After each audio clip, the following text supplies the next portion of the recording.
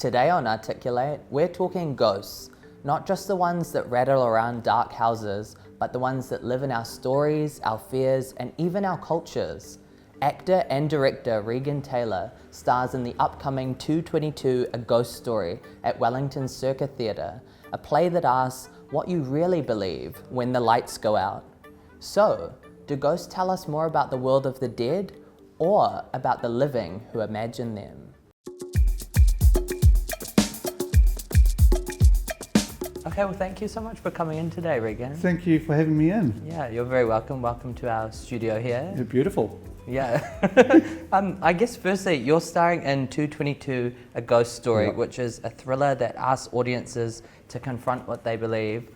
What first drew you to this production? What drew me to this story? So, the director, Peter Feeney, rang me and he said, "Oh, look, we've got this play, read it."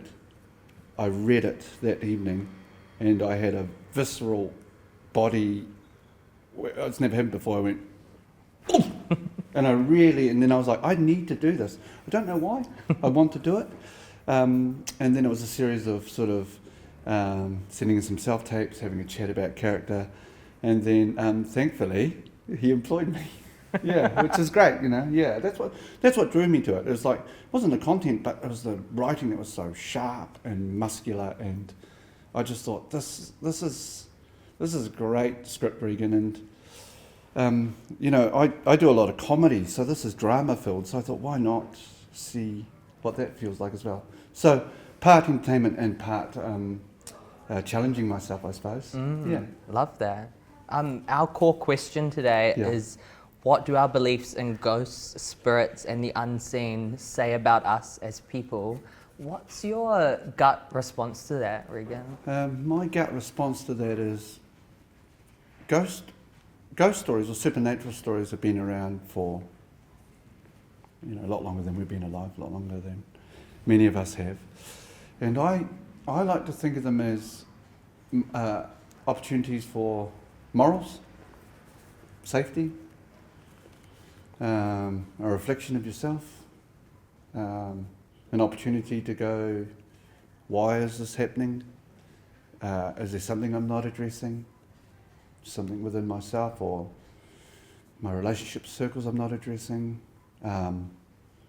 Is it something's happened and I can't explain it and I need something to help me feel okay that something's happening because I'm uncomfortable with it? That's my gut reaction to that. Yeah. Interesting. This play also blurs the line between reality and belief and skepticism. I was going to ask, where do you sit on that kind of spectrum of, you know, are you more towards the believer or the rationalist, and has that shifted over time at all? Yeah, like I'll answer honestly, like I feel like I'm not scared of, for want of a better word, Pākehā ghosts. I'm not scared of European ghosts, but I'm scared of Māori ghosts. And I think that comes from inherited belief. You know, so I go, all of my childhood stories have been around Māori and supernatural. So inside me that means like, oh, I've got to be careful, I've got to understand that. And then when I go, oh yeah, but there's also Pākehā ghosts, I'm like, I'm not so concerned about that. But you know, I'm just putting it out there. So I'm like, oh yeah. But I don't.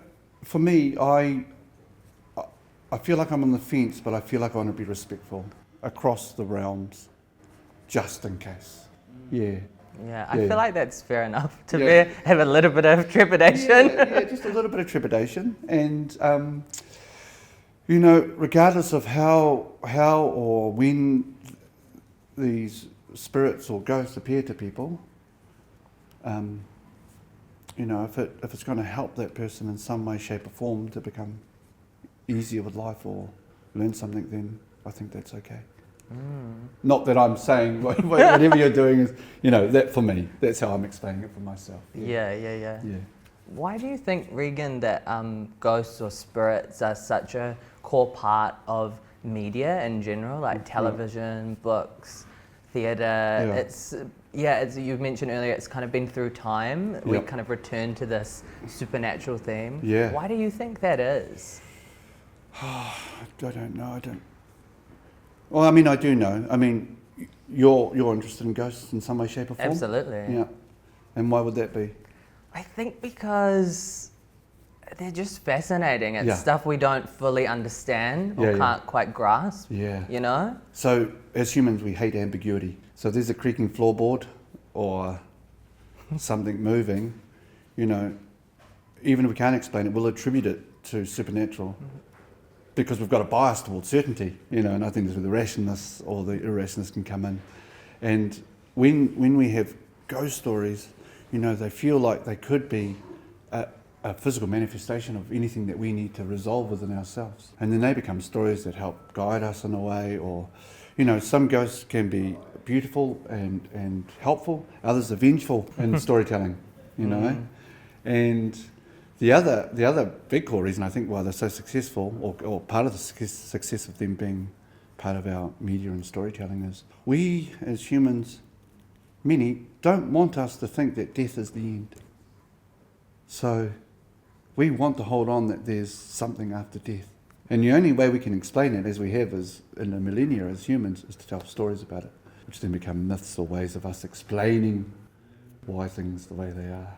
Also, I think ghosts and haunted stories, they stir something in us as humans. We get a little bit tickled by it, we get fearful of it, we go, and stories, particularly like this play, 222, it's a safe way for us to explore those feelings, a safe way. I think that's why they hold on to us. Yeah. That's, I feel like a really good segue. I wanted to ask you about fear generally in storytelling and just its use as a device in storytelling, and whether you feel it's, maybe a bit underrated and what it can elicit from an audience sometimes in theatre. Well, when you say fear, I think of horror movies, and I think of things like that, and I think fear as an emotion is, it's probably genetic, fight or flight.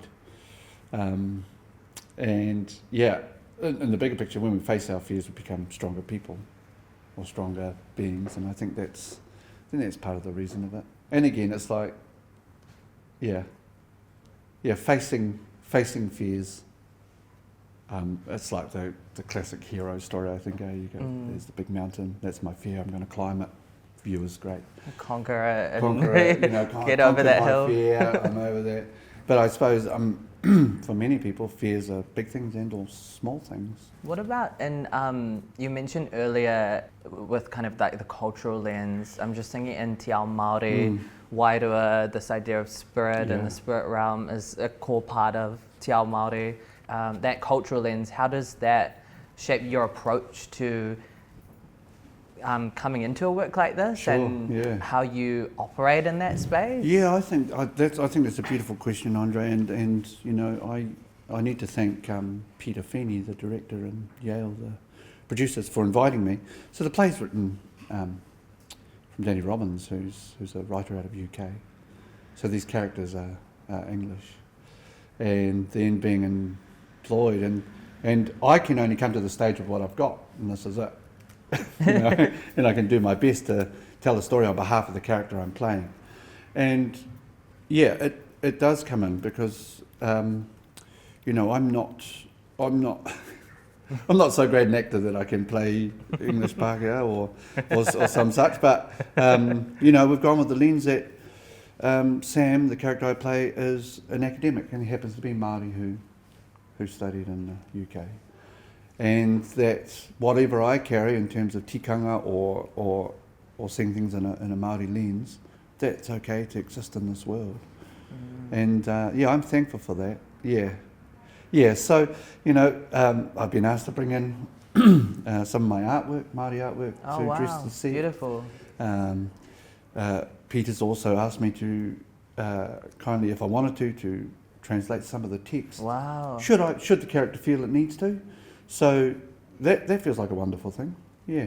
That's quite liberating as well as an actor to have that creative freedom a little bit. I think it's really liberating. I think it's really collaborative. And empowering? Oh, empowering for sure. Not just for myself, but also for all of my my family and my friends who get to see, I've talked from Māori, one of their own, a Māori on this platform doing this play. I think that's a good thing. I love that. Yeah. What about, do you see ghost stories, Regan, as pure entertainment, or do you think, I think you were tapping into a little bit of this earlier, but do you think they touch on more of kind of, those bigger questions around morality and just uncertainty in general? What's your kind of thoughts on where is the line on, and where does it cross over? Yeah, I think, who was it? Was it Macbeth? Hamlet. One of those old Shakespeare kings. Banquo was the ghost, but Banquo, I think, came to the fore because it was just the embodiment of guilt. It was a visual representation of guilt. And if I think about ghosts being residual energy, then maybe it's unresolved guilt or injustices or revenge. Or because we're relational by nature as humans, we want to think that we can still hold on to a relationship beyond death. So, to go back to your question, I think sometimes any of the signs or tohu or feelings we have about seeing ghosts are a pathway, perhaps, for us to take internally and go, what is it that I'm not addressing, or where can I go next, or is this something that I'm not addressing for myself? And I'm not a psychologist, I'm not a psychoanalyst, I'm just part-time actor, full-time friend. But the what is it? What's it saying to me? Because although ghosts might not be, for some, ghosts might not be real, the feelings it brings up are. And so how do we deal with them, and what do we do with them? 100%. That also is a good segue into my next question.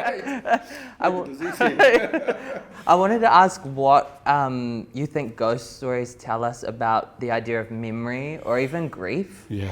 I think you mentioned this idea of we want to believe in potentially that this isn't it. Yeah. Inherently it's like a human innate belief. But I wonder whether there's a wider commentary, with ghost stories and this idea of grief and trauma, I think you mentioned earlier as well. So, if some family members or even ourselves feel like the presence of our family around once they've left, that's because, I feel that as humans we long for a deep, deep connection, interpersonal connection. And if we feel the presence of them, then that's because we're longing for that relational connection to still exist. And I think that's a part of the way of healing or going forward. I think when I think of it a bit like that, we quite often go, I lost my stepfather last year, and that's, I've dealt with it. But sorry. No, that's okay. And my sister, she had his hat, and she was looking at a sunset, and it was just a camera set up, and the hat was on her water bottle, and she said in the camera, "Oh, that's a beautiful sunset, you would have loved it, Dad." And then the hat cap turned around and faced it. No way. That's crazy. And I was like, that's so beautiful. Whether it was by design or accident, how healing and how beautiful and how... So it just felt like my sister got the hug she needed. Oh, that's so beautiful, Regan. And so that's a good thing, I think. Yeah. Those moments are so profound. I've experienced similar moments, and I think by design or accident, it almost doesn't matter in those moments either. Right. It's just to you, it matters. Yeah. And that's all that really is important. And so, like I say, whether it's imagined or not, the feelings exist. And I was just so chuffed and moved by it. I hadn't thought about it. Yeah, beautiful. If I can ask, kind of more towards the craft, Regan, of when you are performing something like this, how do you sustain that kind of emotion night after night without it veering into cliched territory? Or getting that tension and creating that atmosphere, because I feel like it's one of those ones that if you overdo it, it can go, it's really obvious. You know? I think you're right. There. I'm so blessed because I've got Serena Cotton, I've got Jack Sargent, I've got Pamela Sidhu, I've got Peter Feeney, Andrew Peterson, all of the crew and designers and makers of this play that bouncing off the other actors, bouncing off the design, bouncing off sound design, everything in there all leads towards the common goal. And that common goal is telling a great story, honouring the characters, honouring each other, honouring the memory of those that have gone before us, honouring theatre. And if we're working from that space, which I feel like we are, there's no room to get tired, there's no room to stray, because we can all hold each other accountable to tell this as best we can with what we've got. I love that. It's a strength in the group. Yeah. What do you want audiences to feel when they leave the theatre after seeing 222 and your production of it? What do you want them to be debating on the way home, or thinking or feeling? Yeah. I want them to be debating, was Regan's character Māori? No, I don't want them to. No, I don't want them to be. Oh gosh, he's very good. They're like, that was impressive. Oh, that was impressive. Well done. No, I don't want them to be debating that. I want them to debate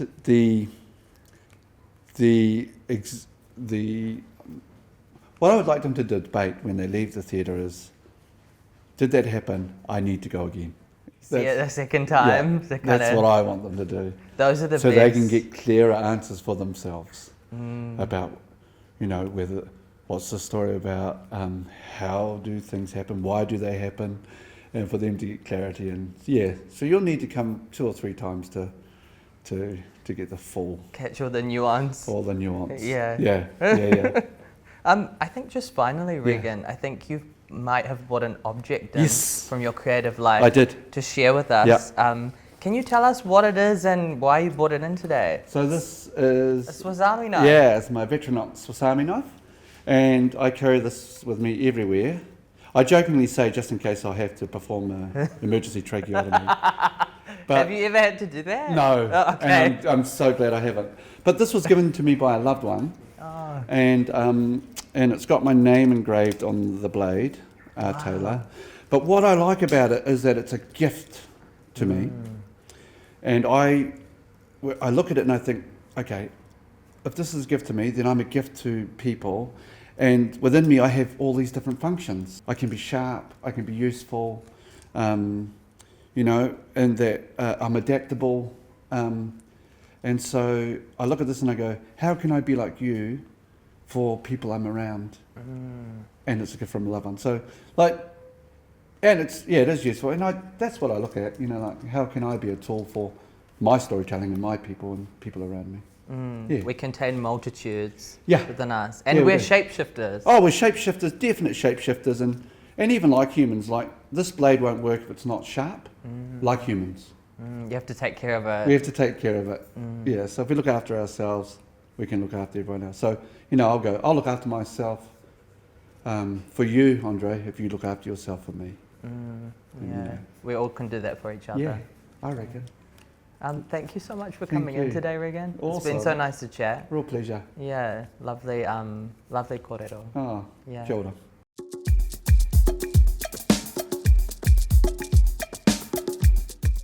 Ghosts might divide believers and skeptics, but as Regan reminds us, they're also a mirror for how we see ourselves, our fears, our cultures, and the need to explain the unknown.